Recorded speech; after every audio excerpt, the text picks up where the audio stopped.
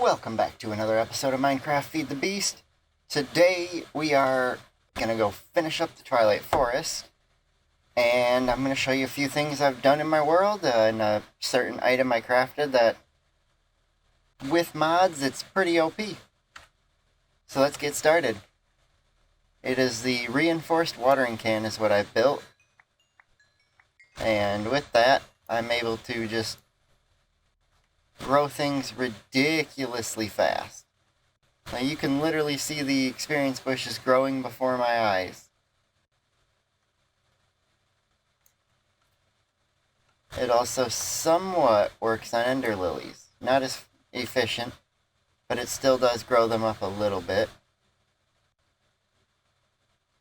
And it'll work with just about any crop in the game. So yeah, that's pretty cool. Another thing I've done, I finished this platform, added a few more generators, and down below, I finished up my new reactor. This one's a lot bigger than the old one, got a lot more reactor rods, and it's cooled with resin and ender. Cooling your reactor with a liquid is different than a solid. A solid, you have to fill up every single air gap in the reactor, every spot where there's not a block. With the liquid, you can just put the bucket at the top of each spot, and since it flows downward, it'll just cover up everything anyway. And you also get a really cool reactor to look at when it looks like this.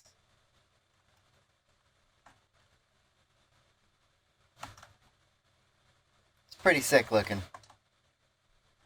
And the other thing I was doing is I spent a bunch of time in the end farming ender pearls, which is how I got all the resin and ender for that.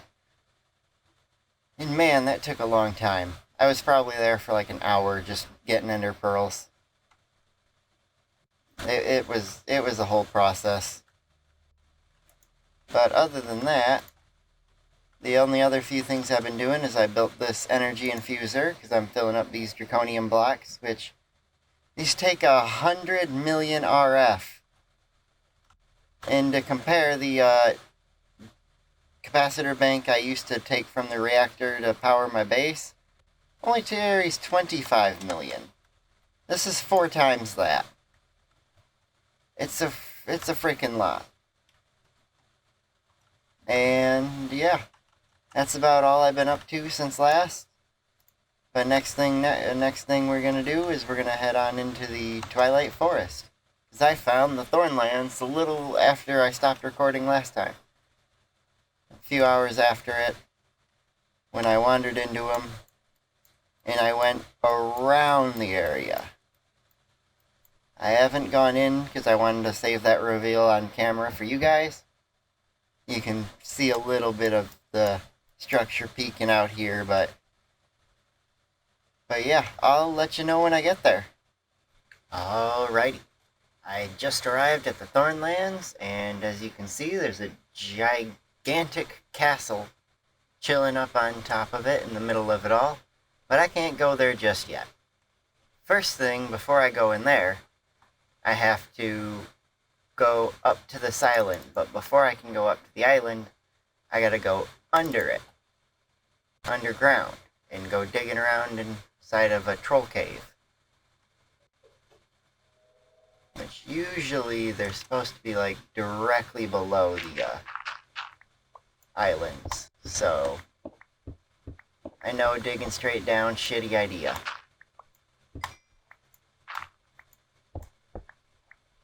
But hey, it works. And down here you will find these blocks of giant obsidian, which are going to take a minute to break. And we'll just, sit here while I break it. 2,000 years later. Alright, so once you manage to break through that block, you're greeted inside with 2 chests. One of them with a lamp of cinders and some other loot, and the other one, it's got some magic beans and some uberous soil and some seeds. Then over here you got huge mushrooms and just other stuff in the troll cave. There's not much else here really except for some ores. But other than that, we're gonna get the fuck out of here. Then, if you don't have the powers of flight like I do, you'll plant this beanstalk and just climb up the beanstalk. It's pretty neat. It meets you right at the bottom edge of the cloud.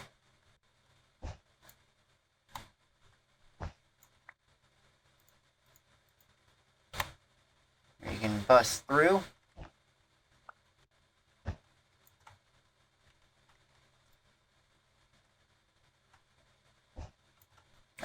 One more layer.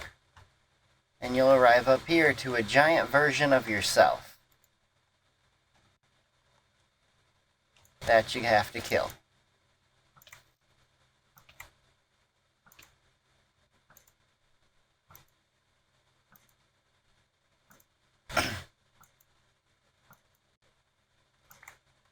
And then, you know, an armored version of yourself that you also have to kill.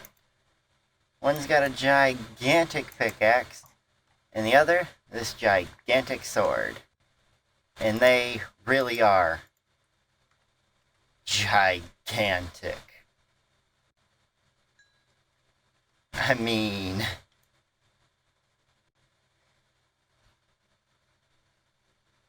I got big sword now. Look me, I have big sword now. Big sword now. And yeah, this is how you break these quickly, unlike my method, which was just going until it breaks, which takes a really long time. But now, I can just break these with ease. So yeah, that's pretty cool. Just gonna pick up some giant cobblestone as some souvenir.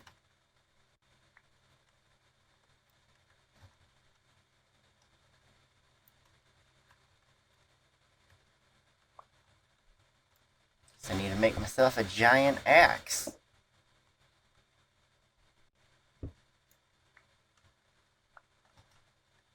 But yeah, after you get up here and you get the lamp of cinders and you got the giant pickaxe, you can come down here and come back down to the ground, and if you don't have the powers of flight, you come up, and normally when you try to break this stuff, it just doesn't break. It takes forever, even with an axe.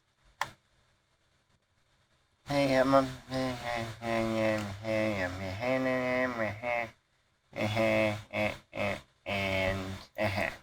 then you break it again.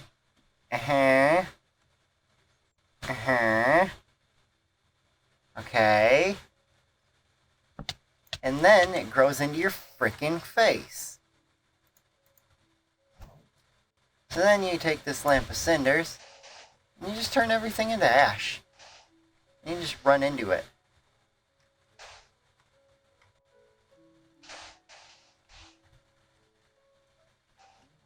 Hiya.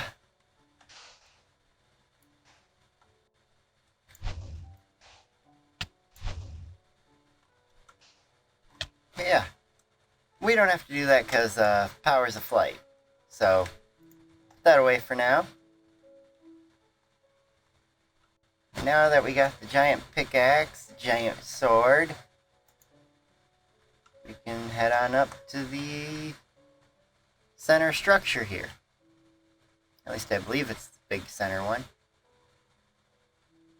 Oh no, it's this one over here. The one with the steps. For whatever structure you end up with. And you're greeted here with this door that you can open. There's a lot of doors. Then inside this tower, this castle, is, I believe this is the unfinished part of the mod that is some reason still in the game. Even though they didn't finish it. I know last time I played it wasn't done as well, but I don't know if they've gone back and finished since. I don't think they have, because I've never seen any updated version of this mod or anything like that. So, my gut feeling says no, they haven't updated this since its release, which is kind of crappy, but if it weren't, there would be a final boss in here, inside that force field. Give me a raven.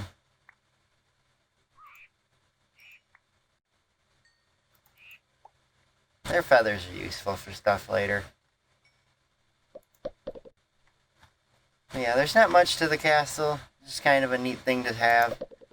But I was thinking with another mod, I'm going to just pick up the castle and steal it later. Move it back to the regular overworld. And maybe even live inside of it. It's pretty nice in here. All quartzed out and castled bricks. It's just going to take a lot of work to move it. Because I know there's a mod I can literally just pick up the structure, or grab the structure and condense it down, move it somewhere else, and then reconstitute the building and build it back up. And so I think I'm going to end up doing that with it. There is one other thing I just remembered about inside the castle, which is what's down below, under the castle instead of going up. You go down. Although I'm not sure, I can't remember if that one was finished yet either. Yeah, we're just gonna fly up.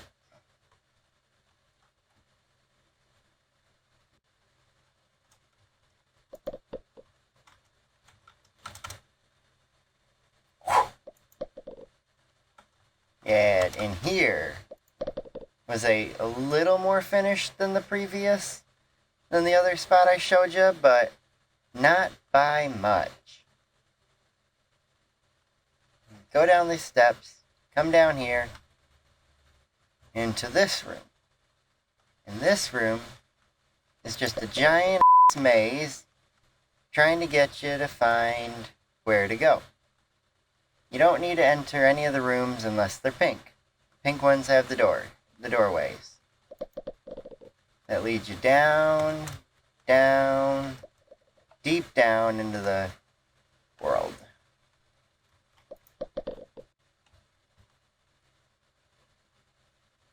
And normally mobs are always spawning down here, but I'm moving fast enough with flight to avoid it. Nothing over there. It's the one I came out of. Nothing over there. So yeah, you just gotta zip through, navigate your maze, whatever map you end up with. They are all a little bit different, but virtually the same principle of how to get there. And once you get down to the bottom, you find this room, which is the other part of the mod that they're supposed to add a boss fight into here. And even on the sign it says, Mini Boss 2 gives Talesman. So there's a mini boss in here that they haven't added. So I wish they would go back through and finish this mod up, because I'd love to see it through to the end. I've gotten through it so many times that it's just one of those things that I'm like, I'm ready for it to be over with. I just want it to be done. It's just ridiculous to still be waiting after like 6 years. Minecraft 2 will be out by the time they finish this one up. But that is the Twilight Forest mod. You'll see more of this castle later. I definitely want to hijack it and make it my own, but that'll be for another episode. A lot of work to come back to for that one. Even I'm not sure exactly how to go about doing it. I'm going to have to check out a video myself on it. and figure that part out. But the next thing I'm going to do is we're just going to head back to the overworld and get some things ready, get some planning done, and yeah, I'll see you back there in a moment. Okay, so the next thing we're going to do today is we're going to break all of this yellorium down, and I'm going to use my auto-smelting Fortune 3 pickaxe to break it all and duplicate as much ores as I possibly can out of all this, because that reactor is going to take a lot of yellorite to power it. So cue the build montage, cue the destruction montage of all of this yellorite. See you in a flash.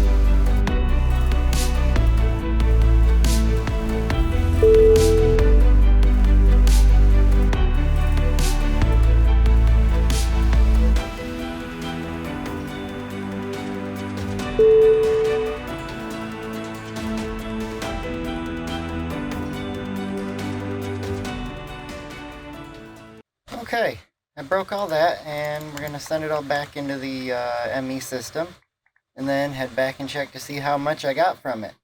I only pulled out about 800 ore, so I hope it's a lot. You also may have noticed that while I was breaking it, I accidentally just broke the floor a second ago. Watch out there.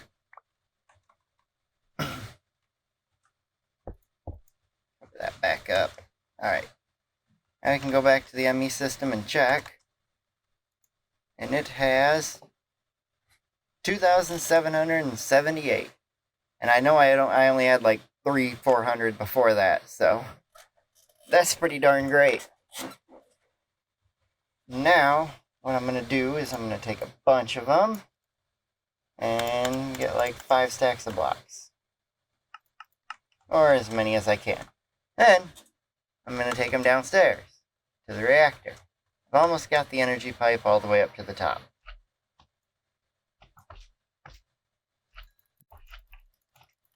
One moment while I kill some slime. And you'll stick... And then... Okay. So yeah, it takes a lot of fuel for this one.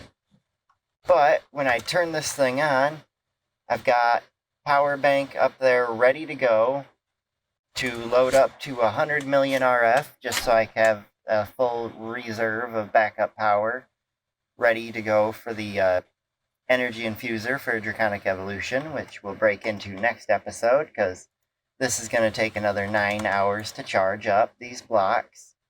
Well, this one's almost done. I did this one a little bit. But yeah, this one's almost done. So that's good to know that the reactor is now full.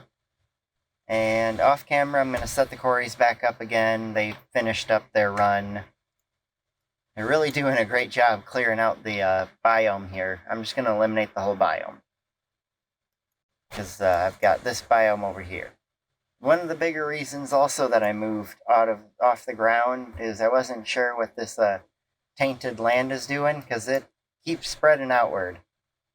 At first, when I moved over here a couple weeks ago, the ground was only down to about here, taken over, but now it's all the way down to here. And so I'm not sure how much more that's going to keep taking over throughout this rocky terrain area, and then what it's going to do once it gets to the grass, because I know it spreads pretty fast over green grass and regular ground. Those levels in there. Oh, I forgot. I don't need to eat anymore. Just holding this axe fills back up my hunger. Except, the only thing it can't do is harm enemies, because if I hit them, they take my health. So it's a win-lose axe. It's been a good, productive episode, I think. I'm going to wrap it up here. If you have enjoyed, I would hope you would go down and click that like button. Obliterate it if you have to. And also subscribe if you're new around here. And if you haven't already, go... Today, instead of recommending a video, I'm going to tell you to go follow me on Twitter. I'll put a link in the description.